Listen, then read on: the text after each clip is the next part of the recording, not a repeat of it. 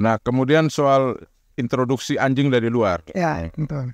Bagaimana teman-teman memantau, memonitoring lalu lintas Ya. keluar masuk anjing ini? Lalu lintas anjing ini penting, dan kita di Flores Timur ada punya Karantina 4 titik checkpoint. Untuk titik-titik yang lain kita bantu jaga, termasuk dari Pelabuhan Deri 1, Pelabuhan Deri, Pelabuhan Larantuka, di Boru, Desa Boru, dan satu lagi di Desa Daban.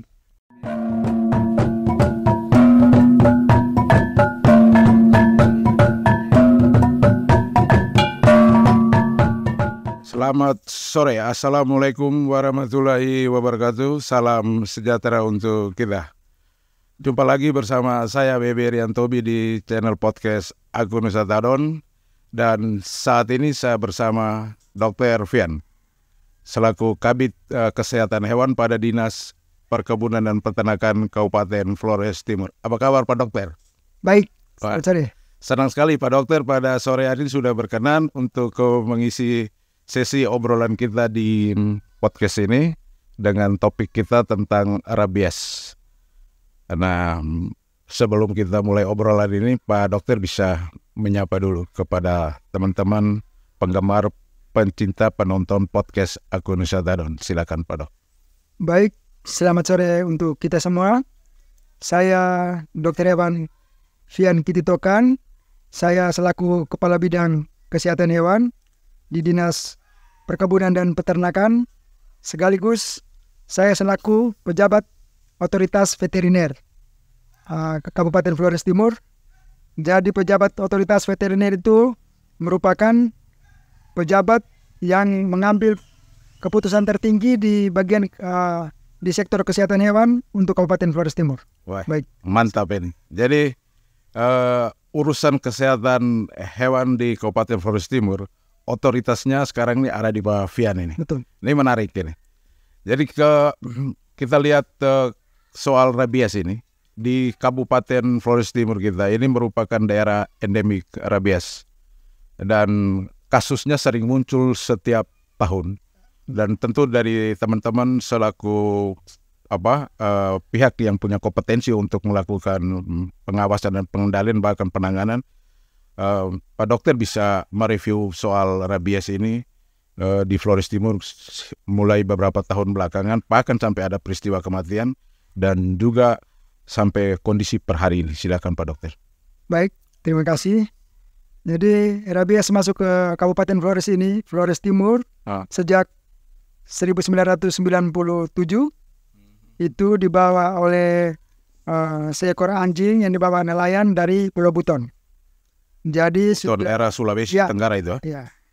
Jadi anjing yang dibawa dari Buton itu saat di Buton tidak menunjukkan gejala klinis, namun di dalam tubuhnya sudah ada virus rabies. Ini yang dinamakan dalam masa inkubasi. Nah, setelah sampai di Sarotari, Larantuka, baru muncul gejala dan menggigit orang. Nah, sampai sekarang ini sudah lebih dari 20 tahun rabies belum bisa tuntas. 2022 kemarin di Kabupaten Flores Timur ada 5 orang yang meninggal akibat rabies. Angka kematian cukup tinggi itu. 5 orang disebabkan oleh anjing rabies. Ya. Nah, beberapa minggu yang lalu juga saya lihat ada sejumlah pasien gigitan juga agak kesulitan mencari pelayanan vaksin. Bahkan dari Larantuka sampai konfirmasi ke beberapa puskesmas termasuk puskesmas di Lambunga. Nah, menurut Pak Dokter, situasi seperti ini bagaimana teman-teman di Dinas Kesehatan, Dinas Perkebunan Peternakan yang punya kompetensi soal itu melihat problem ini? Upaya penanganan seperti apa ini? Baik. Jadi memang upaya penanganan selama 20 tahun lebih ini memang belum mencapai hasil yang maksimal. Jadi alasan utamanya karena penanganan selama ini melalui vaksinasi. Nah, vaksinasi ini dengan tujuan membentuk herd immunity atau kekebalan kelompok. Jadi kalau untuk membentuk kekebalan kelompok, minimal anjing yang divaksin dari seluruh populasi itu minimal 70%. Minimal 70% dari populasi harus divaksin dalam waktu yang bersamaan secara massal dan serentak. Supaya tingkat kekebalan itu dalam waktu yang sama itu posisinya pada tinggi. Nah, ini yang menjadi kendala karena selama 20 tahun ini kita bekerja melakukan vaksinasi, tetapi kekebalan kelompok tidak pernah tercapai.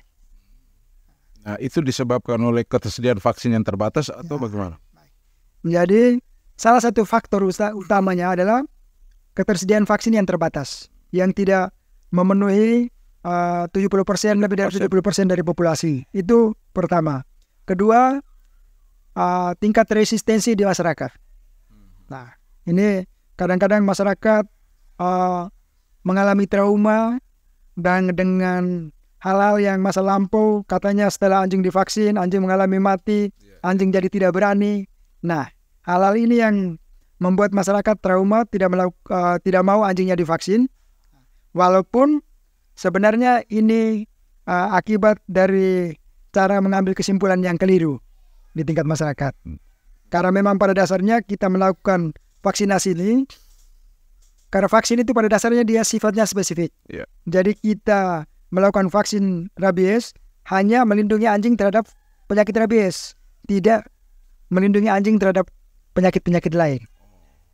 Nah, jadi karena banyak penyakit di anjing ini yang menyebabkan kematian pada anjing, nah ini kalau anjingnya sudah divaksin, menyebabkan masyarakat mengambil kesimpulan bahwa kematian anjing ini walaupun disebabkan penyakit lain, diakibatkan karena divaksin. Nah, itu masalah kedua. Masalah ketiga adalah tingkat kesejahteraan anjing yang jelek. Artinya orang memelihara anjing dengan kurang memberikan kasih sayang, kemudian berdampak pada anjing itu dia susah untuk di-handling. Jadi dia saat anjing mau divaksin, pemiliknya kesulitan untuk menggendong anjing secara baik. Itu juga salah satu faktor penting yang membuat vaksinasi tidak bisa mencapai lebih dari target. Ya, betul sekali. Kemudian salah satu penyebab lagi adalah untuk keberhasilan vaksin ini, status kesehatan anjing harus bagus. Misalnya anjing gatal-gatal, anjing yang cacingan, hal-hal ini yang menyebabkan walaupun dia divaksin, tetapi keberhasilan untuk membentuk antibodi itu menjadi kurang.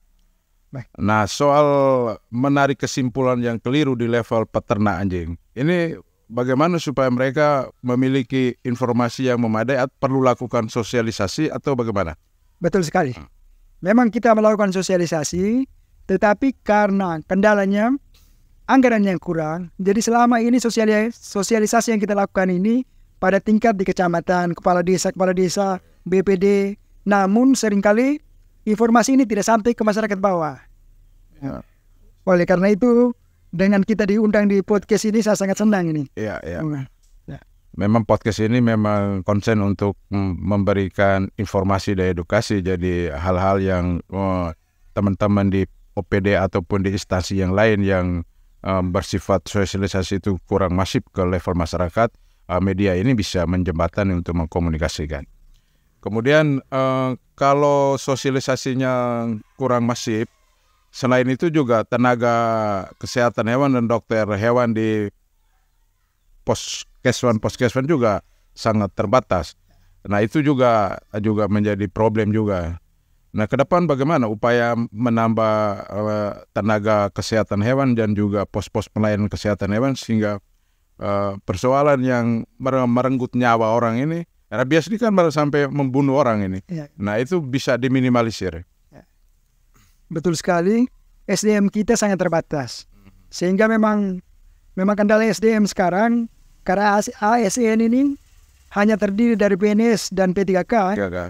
Jadi kita sangat berharap bahwa kuota P3K maupun PNS ini dapat diisi oleh dokter hewan atau medik veteriner maupun paramedik veteriner untuk membantu. Memang kita dari 19 kecamatan ini, kita baru punya 9 pusat kesehatan hewan. Idealnya kita punya 19 pusat kesehatan hewan, tetapi dengan anggaran yang sangat terbatas, kita sangat berharap dari dana DAK. Dana DAK. Ya. Oke, soal vaksin dari target 70% untuk mencapai itu belakangan tidak tercapai. Terus ada dukungan-dukungan dari pihak lain seperti Badan Penanggulangan Bencana Daerah juga. Ada berapa ribu cc itu liter vaksin, dan itu model penanganannya seperti apa? Oh ya, kita NTT secara keseluruhan ada bantuan dari pemerintah Australia karena pada tahun kemarin ada kasus rabies baru di TTU di SOA itu, sehingga pemerintah Australia bantu 200.000 dosis sebenarnya untuk Pulau Timur, tetapi kita dari Flores juga meminta sehingga 10.000 itu dialihkan ke Flores. Flores Timur. Kita Flores Timur dapat 10.000. 10.000 ya, 10.000 dosis. Mantap. Sedangkan kita punya anjing itu sekitar 26.000. 26.000 ekor. Ya. Jadi belum tertutupi juga ya. Betul. Jadi gapnya masih jauh juga. Betul. 10.000 dengan 20 masih ada loss 16.000 ya. Masih di bawah 50%. Wah, itu bagaimana upaya untuk menggenapi 16.000 dosis lagi itu? Ya, jadi kita upaya akan belanja dari APBD. APBD ya. Ya, untuk menggenapi. Tetapi begini, Pak. Karena setiap kali vaksin itu, kekebalan itu atau antibodi itu tidak bertahan selama setahun penuh. Nah, setelah 6 bulan itu, kekebalan itu sudah menurun. Nah, sehingga kita butuh booster. Ada booster lagi. Ya, harusnya butuh vaksin booster. Ketiga itu. Ya, vaksin kedua lah. Kedua ya. Vaksin kedua. Jadi kita harus ulangi. Jadi harusnya setiap tahun itu minimal kita melakukan 2 kali vaksin, sehingga betul-betul maksimal. Kalau ada jenis yang namanya VAR, for vaksin anti rabies. Kalau VAR, VAR itu vaksin anti rabies sama SAR. SAR itu serum anti rabies. Jadi bedanya bagaimana? Kalau itu biasanya digunakan di manusia.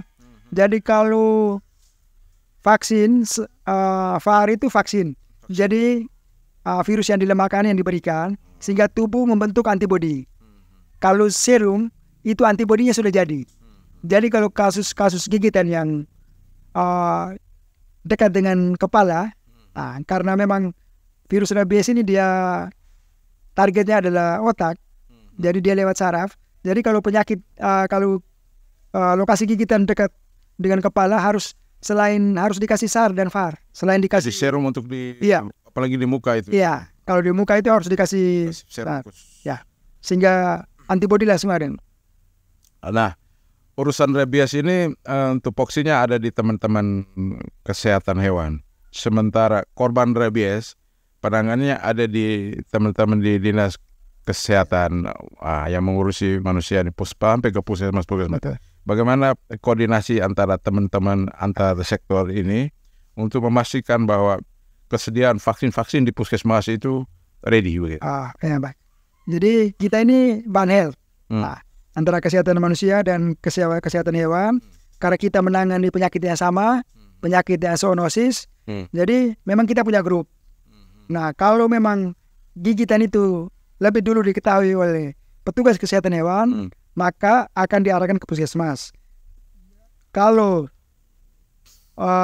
diketahui dulu oleh petugas puskesmas dan berita itu di-share, kita share berita, share informasi, sehingga kalau anjingnya tidak dibunuh, dilakukan observasi. Dilakukan observasi selama 14 hari. Kalau anjing itu tetap hidup, disimpulkan bahwa anjing itu bukan rabies. Jadi itu menyimpulkan tuh tadi bahwa anjing belum mati begitu? Ya, anjing belum mati. Setelah berapa hari itu? Ya, setelah 14 hari. 14 hari, 2 minggu berarti? Ya, standarnya sebenarnya 10 hari, tetapi supaya aman, supaya safe, 14 hari. Sehingga kalau 14 hari itu petugas kesehatan hewan hasil observasinya anjingnya masih hidup, memberikan rekomendasi kepada kesehatan manusia untuk VAR ketiga dihentikan. Sehingga VAR tidak dilakukan. Sehingga selama tahun 2023 itu banyak juga itu VAR ketiga yang dihentikan. Itu kan kita cukup menghemat ya.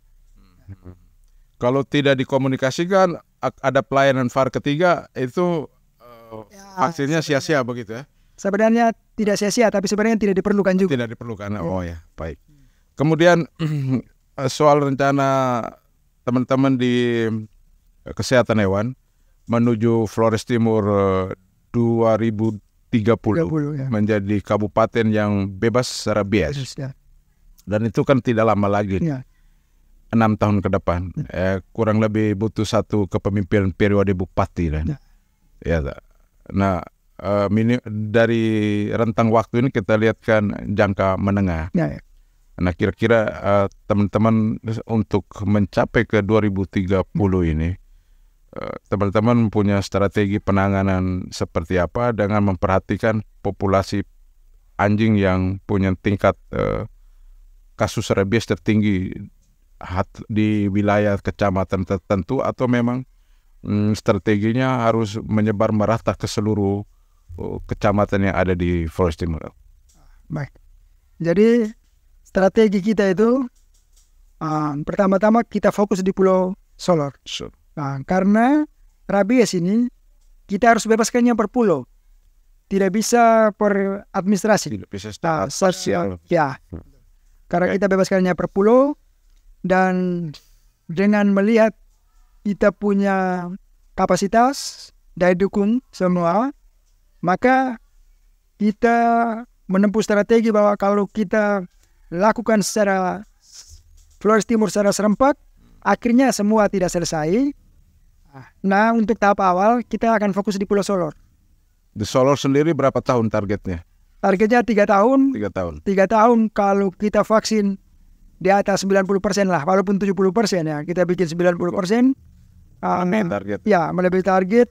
Setiap tahun 2 kali, saya optimis selama 3 tahun kita bisa bebaskan Pulau Solor dari itu baru di Solor saja. Ya, itu baru di Solor. Sehingga deklarasinya kemarin juga. Ya, di kita deklarasi di sini. Februari kemarin deklarasi Flores Timur bebas rabies pada tahun 2030. Ya. Nah, bagaimana kemampuan anggaran daerah untuk merespon misi besar bebas rabies di 2030 ini? Ya, ini memang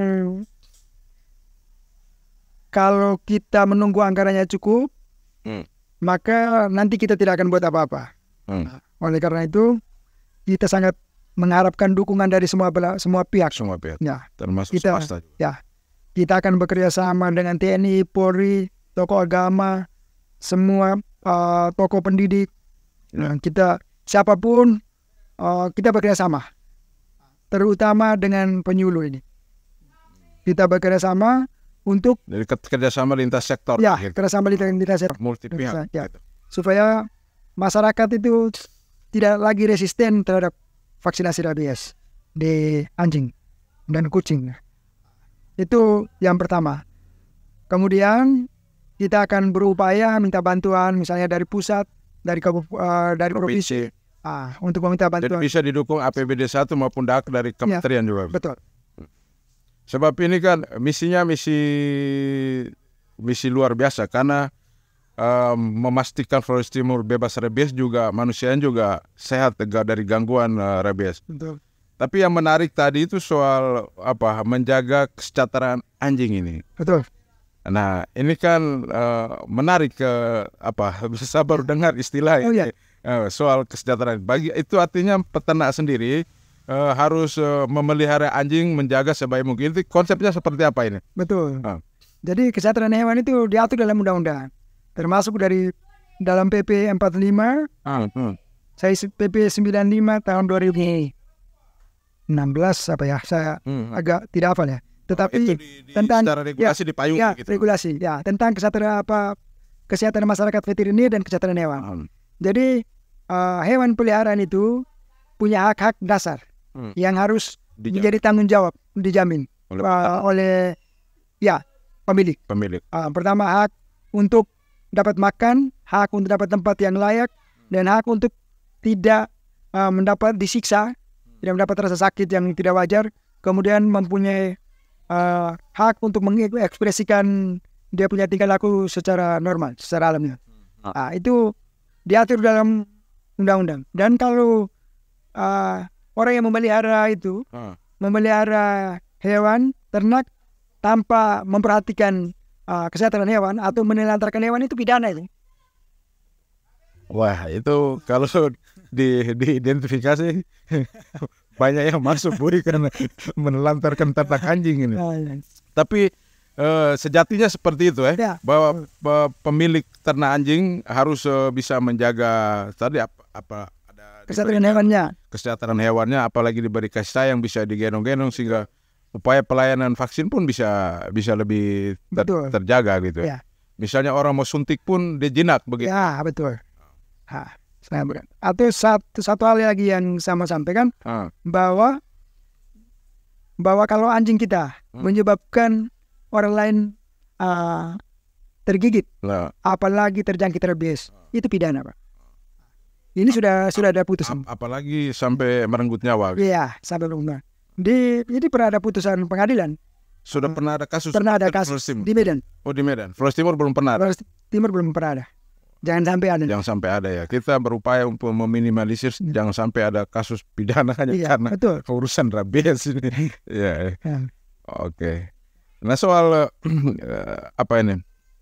Menjaga supaya stabilitas serangan rabies ini tidak lebih masif lagi, selain dengan edukasi, sosialisasi dan juga pelayanan vaksin, kira-kira strategi lain yang misalnya bekerja sama dengan kelompok masyarakat, tidak lintas sektor begitu. Apakah juga itu ruang kerjasama itu terbuka untuk bisa karena memperhatikan keterbatasan tenaga dan segala macam. Betul. Dan sekarang ini kami ada kegiatan untuk merekrut semacam kader rabies di setiap desa. Kader rabies. Ya, kader rabies. Semoga tahun ini kami akan melakukan pelatihan. Itu setiap desa? Ya, setiap desa. Tapi tahun ini kita kemungkinan bisa kapasitasnya 100 desa yang kita bisa jangkau untuk pelatihan 2024 ini. Semoga 2025 bisa selesai. Ya, kalau 100 kader berarti ada satu desa, satu kader. Berarti ada sudah 100 desa. Ya, tahun ini. Flores Timur yang kurang lebih 250 desa di tahun 2025 di 2025 2026 mungkin bisa kader bisa tercapai. Ya, betul. Dan itu strategi menarik. Kira-kira tupoksinya kader rabies ini kurang lebih sama dengan Menteri Kesehatan Hewan atau bagaimana? Dia membantu mempercepat informasi, dan membantu memberikan informasi ke masyarakat. Karena di tingkat desa, jadi kita harapkan untuk anjing keluar masuk dari desa semua itu tercatat dengan baik. Mutasi anjing, sehingga anjing yang divaksin itu kita betul-betul tahu ini anjingnya sudah divaksin, ini belum. Sehingga karena kita harapkan kader itu bisa lebih cepat dan dengan ada yang kalau kasus gigitan lebih cepat mendiseminasi informasi. Jadi kalau soal data sebaran populasi anjing rabies di Flores Timur hingga Januari 2024 itu paling banyak di mana kasusnya? Kasus merata di seluruh. Hampir merata. Ya, hampir merata. Tapi maksudnya anjing yang punya teridentifikasi rabies. Kita anjing di Pulau Solor juga ada, Solor Barat, Kecamatan Larantuka, Kecamatan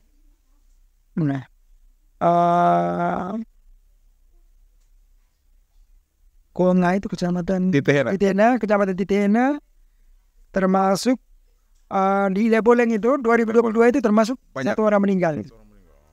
Oh, jadi yang 5 orang itu di 2022 yang meninggal salah satunya di Kecamatan Leboleng. Jadi upaya untuk mendesiminasi informasi lebih cepat itu sudah merekrut kader rabies. Iya, kita rekrut dalam tahun ini. Dalam tahun ini sehingga upaya untuk meminimalisir informasi atau meminimalisir kasus ini, betul. Itu lebih memadai lagi ya. Kurang lebih pengetahuan tentang menangani rabies di tingkat masyarakat itu lebih baik lagi. Ya, gitu. betul sekali. Oke. Melihat kerja-kerja penanganan kepada masyarakat, khususnya urusan kesehatan hewan seperti ini. Nah, selain rabies yang ada di anjing, kira-kira ada penyakit ikutan lain yang ada di anjing yang cukup berbahaya, ada tidak? Oh ya, jadi penyakit di anjing yang sangat berbahaya untuk anjing, tetapi tidak zoonosis. Ya. Tidak zoonosis, artinya tidak menular ke manusia ya. Itu penyakit distemper. Jadi penyakit distemper ini sangat endemik di Kabupaten Flores Timur ini. Jadi ini disebabkan juga oleh virus. Nah, ini yang menyebabkan kematian sangat banyak kan. Penyakit distemper. Jadi tidak mesti anjing yang rabies itu meninggal karena rabies gitu ya? Oh tidak. Itu dia, makanya itu penyakit ikutan yang tadi antar disebut itu. Betul. Nah ini mungkin diperdalam lagi, diperjelas. Oh ya. Jadi penyakit ini banyak ya. Kalau penyakit viral yang penting di anjing itu sekitar ada yang penting di Flores Timur yang kita tahu itu distemper itu sangat endemis di Flores Timur. Jadi dia gejalanya itu seperti flu, keluar kotoran dari mata, dari hidung. Kemudian kalau sudah pada gejala saraf, dia kayak tremor begitu. Ini tingkat kematiannya tinggi. Kemudian parvo juga. Parvovirus itu istilahnya berak darah lah di anjing itu tingkat kematiannya juga sangat tinggi. Nah penyakit ini yang sering menyebabkan kematian. Dan memang kalau distemper itu kejadiannya sekitar bulan 9, 10 sampai. Oh jadi ada musimnya ya? Ya, periode musimnya. Ada periodenya. Dan bulan-bulan ini yang dilakukan vaksinasi. Sehingga menuju bulan itu dia sudah kebal. Iya, bagusnya dilakukan vaksinasi sehingga banyak nanti anjing-anjingnya mati bulan-bulan itu. Disimpulkan bahwa kematian ini bukan rabies. Disebabkan oleh rabies oleh masyarakat ya. Tapi sebenarnya vaksin untuk distemper dan parvo ini ada vaksinnya. Cuma karena ini bukan penyakit strategis, karena tidak menyebabkan kerugian yang besar atau menyebabkan hilangnya nyawa manusia, maka ini menjadi tanggung jawab pemilik, bukan tanggung jawab pemerintah atau pemerintah daerah.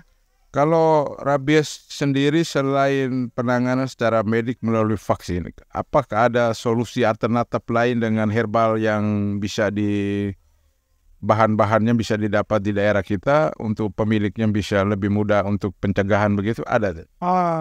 Begitu, baik. Jadi sebenarnya tidak ada. Tidak ada ya? Ya, tidak ada. Karena rabies itu kalau sudah sampai di otak 100% mati. Anjingnya itu? Anjing baik anjing maupun manusia. Jadi kalau sudah sampai di otak? Ya, kalau sampai di otak berarti sudah ada gejala nih. Sudah ada gejala klinis.